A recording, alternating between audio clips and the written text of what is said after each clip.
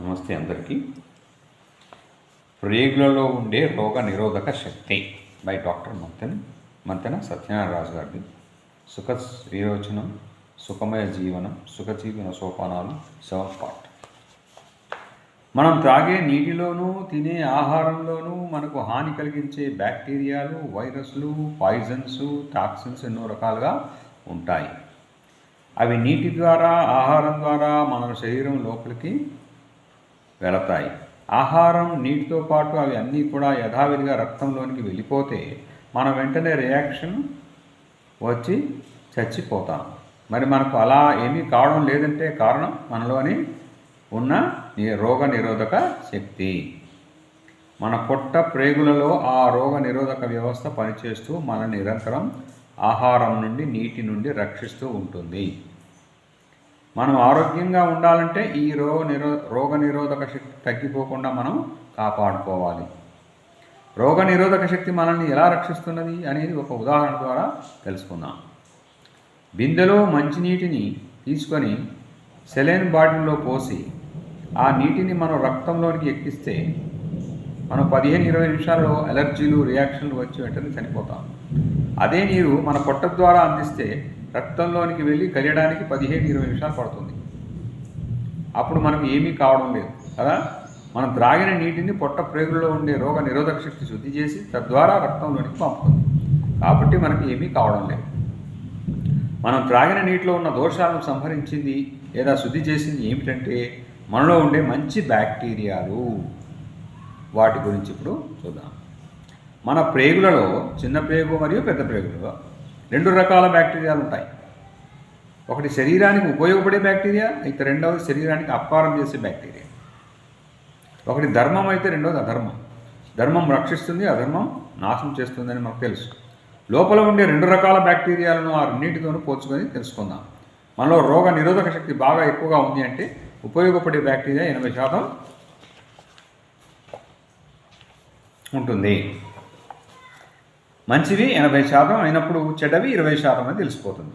మంచి బ్యాక్టీరియా అంత శాతం మనలో ఉన్నప్పుడు మనం ఏ నీరు త్రాగినా, పరిశుభ్రంగా లేని ఆహారాన్ని కట్టుకోకుండా తిన్నా ఆ రెండింటిలో ఉన్న దోషాలన్నింటినీ ఈ 80% బ్యాక్టీరియా చంపివేసి శుద్ధి చేసి అప్పుడు ఆ ఆహారాన్ని, సారాన్ని రక్తంలోనికి పంపుతాయి. అయినా మనకు ఏమీ అపకారం జరగదు. ఏ ఊరు మారినా, ఏ నీరు త్రాగినా, ఏ గాలి మారినా, ఏ ఆహారాలు మారినా మనకు రొంపలు కానీ, విరోచనాలు కానీ, వాంతులు కానీ, జ్వరాలు కానీ, దగ్గులు కానీ, థ్రోట్ ఇన్ఫెక్షన్లు కానీ మన దరిదాపుల్లోకే రావు. మీరు ఇక బాహ్యమైన శుభ్రాన్ని పట్టించుకోకపోయినా హాని ఉండదు. ప్రక్క దేశం వారు సరిహద్దులు దాటి ఇంకో దేశంలో అడుగు పెడితే వెంటనే మిలిటరీ వారు సిద్ధమై వారిని ఎదుర్కొన్నట్లుగా మనలో బ్యాక్టీరియా ఎదుర్కొంటూ చంపివేస్తుంది. మనలోని బ్యాక్టీరియా ఎదుర్కొంటూ చంపివేస్తుంది. పక్షాదులు ఆహారాన్ని ఏమి కడుక్కోకుండా నేల మీద ఆహారాన్ని మెట్టుతో తింటూ మురికి నీరు, ఆకుపచ్చటి నీరు కూడా త్రాగి ఆరోగ్యంగా ఉండగలుగుతున్నాయి. అంటే ప్రేగులలో ఉండే రక్షణ శక్తి లేదా రక్షక దళం అని అనవచ్చు. 3 వంతులు ధర్మం నడిచినప్పుడే 1 వంతు అధర్మం బలం తక్కువ కాబట్టి అణిగి ఉంటుంది. అలాగే మనలో 20% అపకారం చేసే బ్యాక్టీరియా ఉన్నప్పటికీ అది ఏమీ చేయలేక 3 వంతులు మంచి వాటి బలం వల్ల ఇవి అణిగి ఉంటాయి. పూర్వం రోజులలో మనుషులు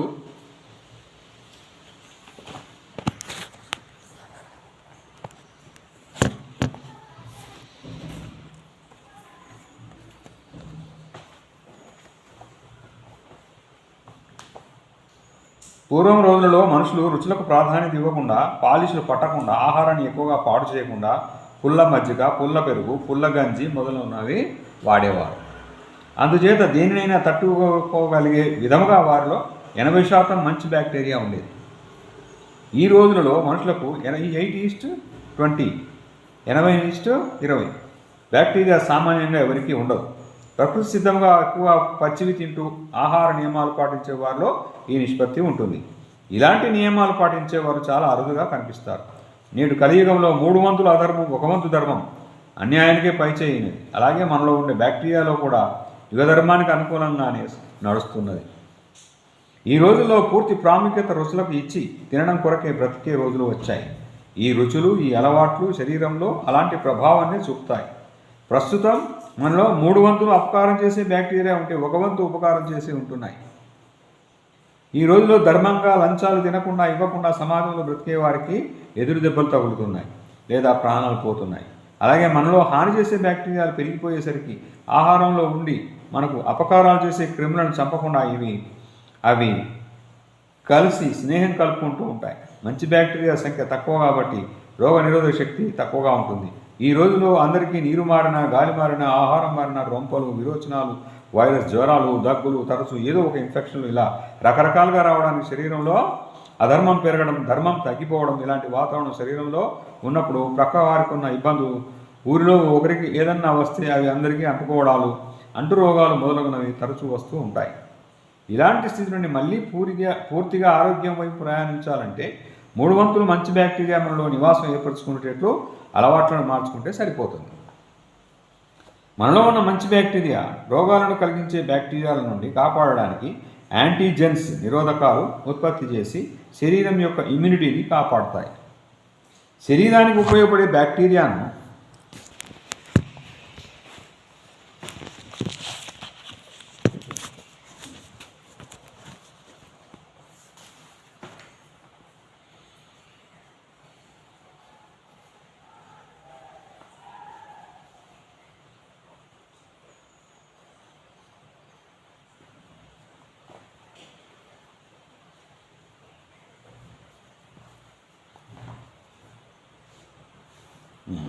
ఇక్కడికి వచ్చాం కదా.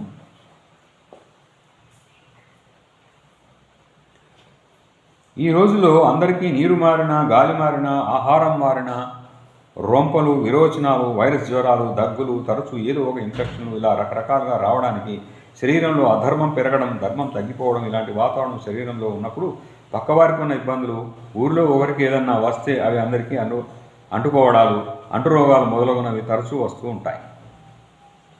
ఇలాంటి స్థితి నుండి మళ్ళీ పూర్తిగా ఆరోగ్యం వైపు ప్రయాణించాలంటే 3 వంతులు మంచి బ్యాక్టీరియా మనలో నివాసం ఏర్పరచుకునేటట్లు అలవాట్లను మార్చుకుంటే సరిపోతుంది. మనలో ఉన్న మంచి బ్యాక్టీరియా రోగాలను కలిగించే బ్యాక్టీరియాల నుండి కాపాడడానికి యాంటీజెన్స్ నిరోధకాలు ఉత్పత్తి చేసి శరీరం యొక్క ఇమ్యూనిటీని కాపాడుతాయి. ఈ శరీరానికి ఉపయోగపడే బ్యాక్టీరియాను లాక్టోబాసిల్లీ అంటారు. శరీరానికి ఉపయోగపడే బ్యాక్టీరియాను లాక్టోబాసిల్లీ అంటే మంచి బ్యాక్టీరియా అన్నమాట. వీటిలో కొన్ని వందల రకాలు ఉన్నాయి, కానీ అన్నింటికంటే ముఖ్యమైనది లాక్టోబాసిల్లీ ఎసిడోఫిలస్. ఈ బ్యాక్టీరియాలు శరీరానికి అవసరమైనప్పుడు కొన్ని రకాల బి విటమిన్లను, విటమిన్ కేను కూడా ప్రేగులలో తయారు చేసి శరీరానికి అందించుతాయి.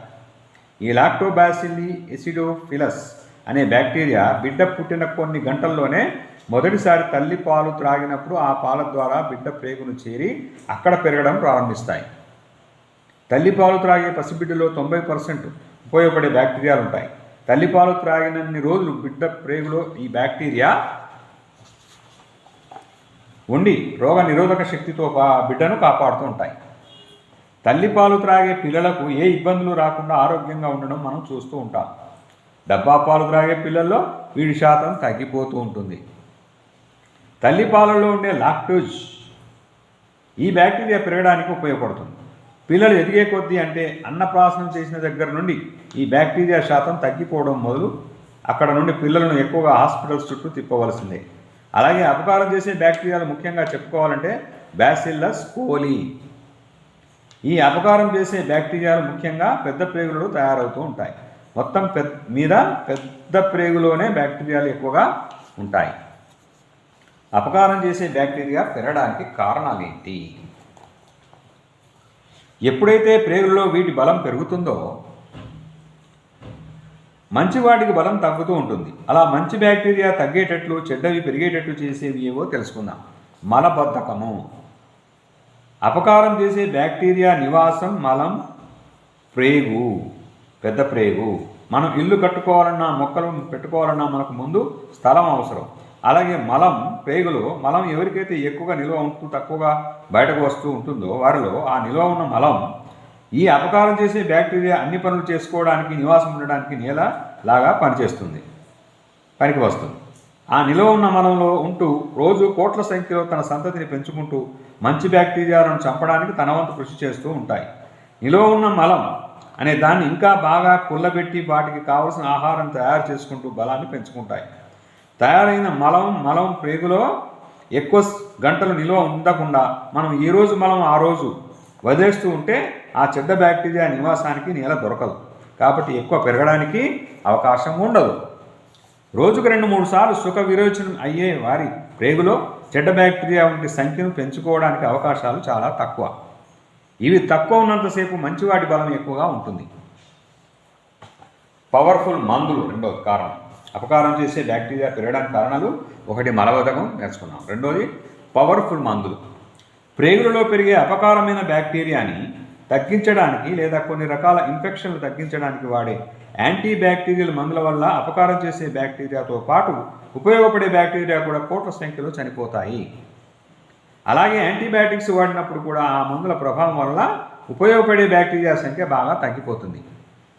పవర్ఫుల్ మందులు వాడినప్పుడు రెసిస్టెన్స్ పవర్, రోగ నిరోధక శక్తి తగ్గిపోతుందనడం మనం ఇప్పటి వరకు చాలాసార్లు విని ఉంటాం. అసలు జరిగేది ఏమిటో ఇప్పుడు బాగా తెలిసింది. జ్వరాలకు, రొంపలకు, దగ్గులకు కూడా యాంటీబయాటిక్స్, పవర్ఫుల్ మందులు వాడడం అందరికీ అలవాటు అయ్యింది. దాంతో మంచి బ్యాక్టీరియా తగ్గి ఎక్కువ ఇబ్బందులను ఎదుర్కోవలసి వస్తుంది. 3వది కారణం: విరేచనం అవ్వడానికి వాడే మందులు. మలబద్ధకం వచ్చిన వారు విరేచనం రాకపోతే మందు వేసుకొని విరోచనం అయ్యేలా చేసుకుంటారు. ఆ మందు అక్కడ మనకు లాభాన్ని కలిగించినా ఇక్కడ ప్రేగుల్లో మాత్రం నష్టాన్ని కలిగిస్తుంది. విరేచనంలో మంచి బ్యాక్టీరియాను బయటకు తోస్తాయి. నీళ్ళ విరేచనాలు అవ్వడానికి వాడే మందుల వల్ల మంచి బ్యాక్టీరియా కూడా దెబ్బతింటుంది. సో ఈ 3 కారణాల వల్ల అపకారం చేసే బ్యాక్టీరియా పెరుగుతుంది. మంచి బ్యాక్టీరియా పెరగాలంటే ఏం చేయాలి ఇప్పుడు చూద్దాం. నంబర్ 1, ప్రకృతి సిద్ధమైన కూరలు, పండ్లు, గింజ ధాన్యాలు బాగా పనికొస్తాయి. వీటిని రుచి కొరకు తయారు చేసే పద్ధతిలో లాభం తక్కువ. సహజమైన ఆహారాన్ని ఎంత ఎక్కువ తీసుకుంటే అంత మంచి బ్యాక్టీరియా సంఖ్య పెరుగుతుంది. దీంతో అంత రోగ నిరోధక శక్తి కూడా పెరుగుతుంది. ప్రతిరోజు కనీసం 50 నుండి 60% అన్న వండకుండా ఆహారాలను తింటే మంచిది. నంబర్ 2, పెరుగులో ఈ బ్యాక్టీరియా ఎక్కువగా ఉంటుంది. పుల్ల పెరుగు, పుల్ల మజ్జిగలో ఇంకా ఎక్కువగా ఉంటాయి. ఈ విషయం విన్నాక పెద్దలు ఉదయం సద్య అన్నాన్ని పెట్టుకొని అందులో రాత్రి మజ్జిగ పోసుకొని ఉదయం టిఫిన్ కింద తినేవారు. అందుకేనేమో వారు దేనినైనా తట్టుకోగలిగేవారు. మరియు పులియబెట్టుకొని తింటే అపకారం చేసేవి పెరిగిపోతాయి. పెరుగును, మజ్జిగను ఉదయం మిగిలిన వాటిని సాయంత్రం ఫ్రిడ్జ్లో పెట్టకుండా బయట ఉంచి వాడుకోవడం మంచిదే. రోజు పెరుగును వాడుకోవడం, మజ్జిగను వాడుకోవడం వల్ల చాలా లాభం ఉంది. 3వది, సుఖ విరేచనం రోజుకు 2-3 సార్లు అయ్యేటట్లు చూసుకోవడం మంచిది. మానవుడు కూడా ప్రకృతి సిద్ధంగా జీవించడం అనే దాన్ని మరలా తిరిగి ప్రారంభిస్తే అన్ని జీవులకు ఉన్నట్టు రోగ నిరోధక శక్తి మానవునికి కూడా తిరిగి వస్తుంది. అప్పుడు శరీరంలో 3 వంతులకు పైగా మనకు సహకరించే బ్యాక్టీరియా ఉండి మనల్ని కంటికి రెప్పలా వికృతి నుండి కాపాడుతుంది. అలా లోపలి శక్తిని పెంచుకొని జీవించాలి. కానీ అక్కడ శక్తిని తగ్గించుకొని గాలికి దూరమై, వానకు దూరమై, ఎండకు దూరమై, మంచుకు దూరమై, అలాగే కొన్ని ప్రకృతి సిద్ధమైన ఆహారాలకు, కొబ్బరి, తేనె, పులుపు, కొన్ని గింజలు దూరమై ఎంతకాలం జీవించగలడు? మనం కలియుగంలో ఉన్నప్పటికీ త్రేతాయుగం నాటి యుగ ధర్మాన్ని 3 వంతులు ధర్మం, 1 వంతు అధర్మం మన శరీరంలో ప్రతిష్ఠించుకొని చక్కని రోగ నిరోధక శక్తితో ఈ ప్రకృతిలో ముందుకు సాగుదాం అంటారు అంతని సత్యనారాయణ రాజు గారు, డాక్టర్ గారు. మనం కూడా అలాగే విందామా, ప్రయత్నిద్దామా. Thank you, all the best.